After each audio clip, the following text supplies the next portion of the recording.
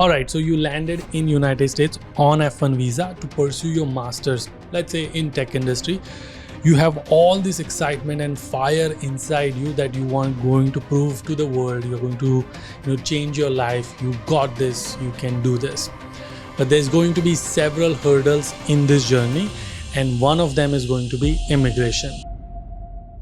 And this is something that no one actually thinks about until they are in this situation. And I don't blame them because they don't know the complex world of immigration. For now, everyone is just thinking, I want to get an admit, I want to get an on-campus job, I want to get a job. All of this is important, but the bigger thing is if you want to stay in United States and if you want to work in United States, you have to go through the complex world of immigration. And this is probably the last priority, but I am telling you, if you plan this ahead of time, you are going to be so much better compared to the rest of the world.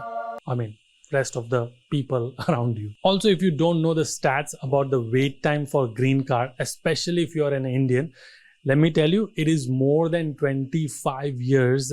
And for some people, it is going to be even more than 50 years.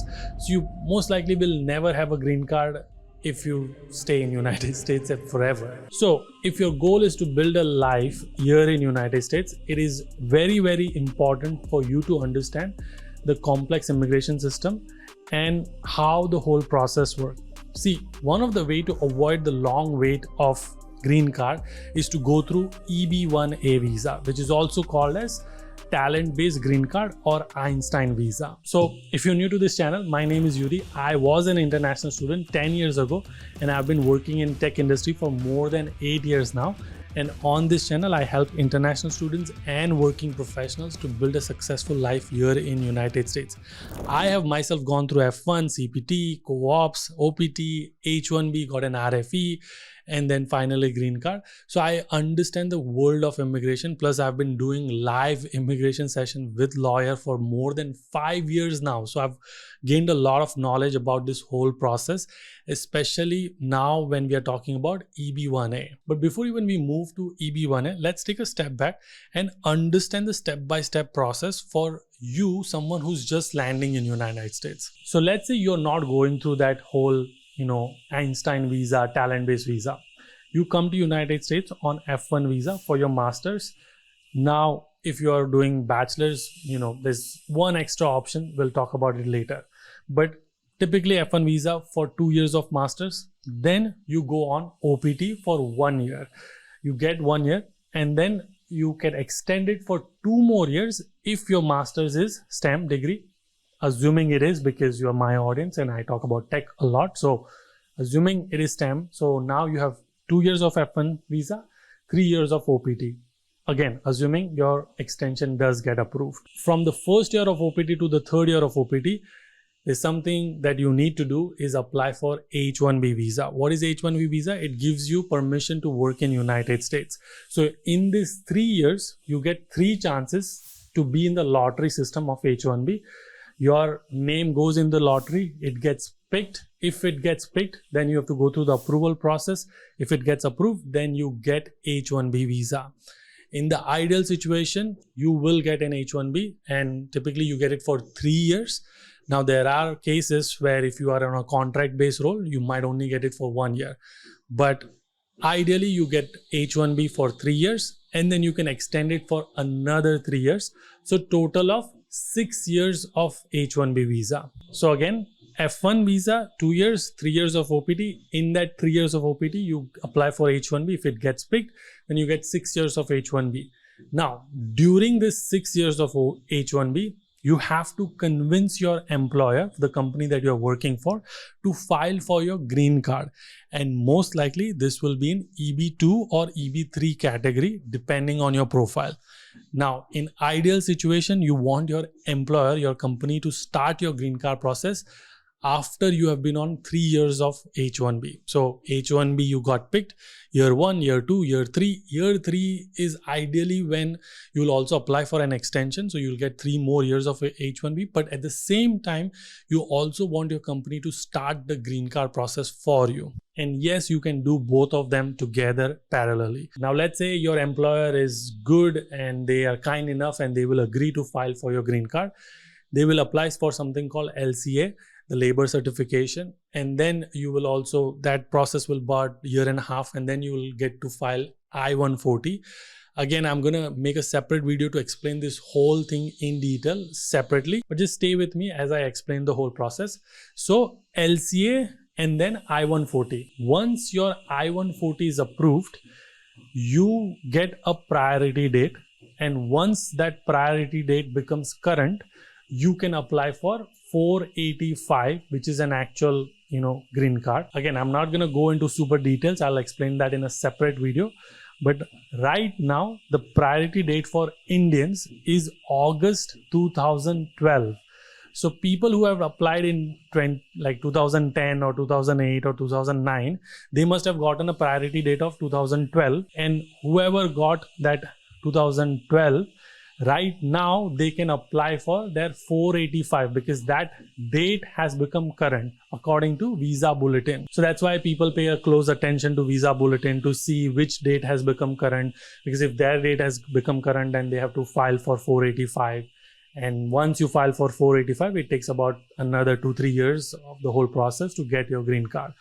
But the process, like imagine if the current date is 2012, if you apply for green card in 2025 or 2026, how long that is going to be? Most likely 2050, 2060, even longer than that. So that is the entire timeline from F1 visa to green card if you go through the employer-based green card process. But like I said, you can skip that long wait and go through the talent-based green card process, which is EB1A. Now, these green card are dedicated to those who are in the top 10% of their industry. And at this point, you are probably going to feel that there's no way I am in that top 10% of my industry. I can relate to it, and so can Sahil, who I did the podcast with. He can also relate to your pain because he also went through the same process, but he did end up getting his EB1A green card, who worked as a QA engineer. So he does understand the pain that you are probably feeling at this point and the fear that you have that there's no way my profile is in the top 10% of my industry. So Sahil actually went through multiple hurdles in his immigration journey, like not getting picked in a H1B lottery until the last chance, getting an RFE during the job switching process, and so on. And once he got his green card, he decided to help others and realized that the hardest part about this is not filing the petition, but it is actually the building of profile and collecting the evidences for the criteria. What do I mean by that? So there are 10 criteria that are available to you, and you have to be eligible for at least 3 criteria. But Sahil recommends to be eligible for at least 5 to 7 criteria, which means you have to provide proof that, hey, look, you said 10, I got proof for 7 and I am eligible for these 7 criteria. What are these criteria? All right, some of them are the recipient of lesser national or international prizes or awards or excellence, which means you have to provide an evidence for award in your field that are recognized nationally or internationally.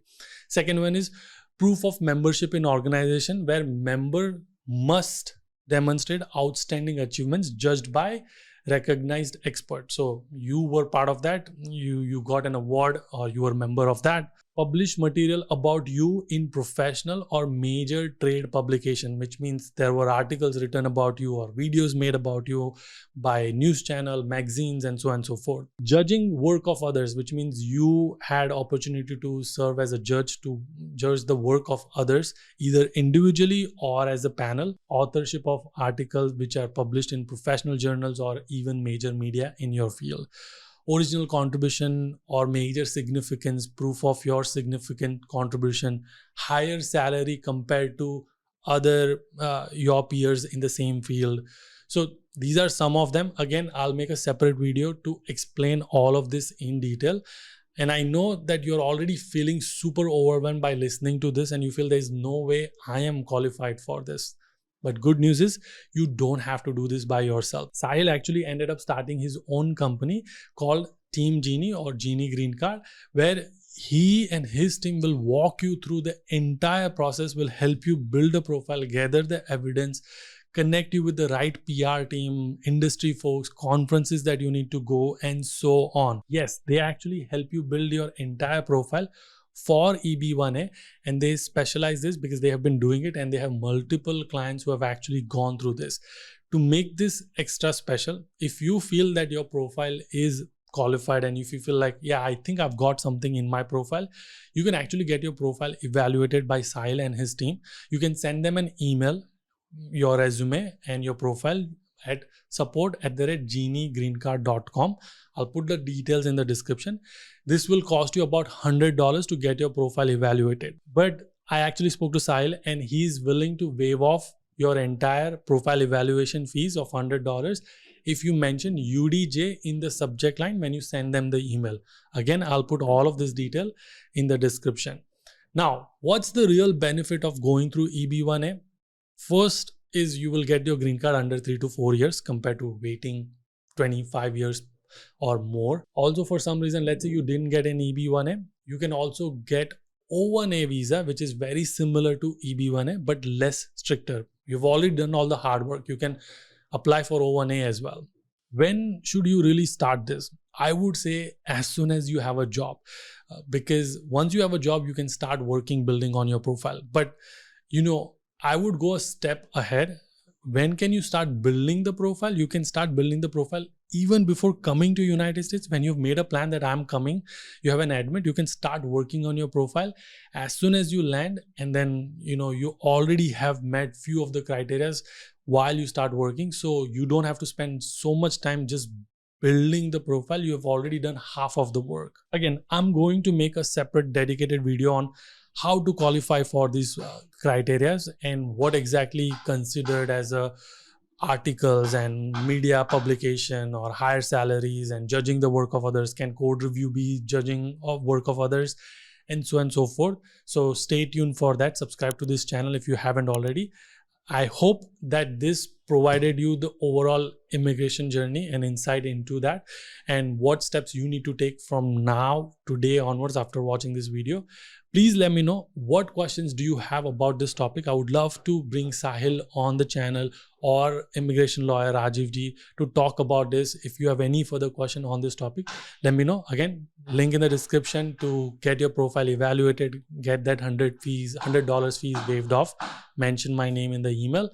I'll see you guys in the next one. Until then, keep smiling and keep hustling. You gotta hustle every single day.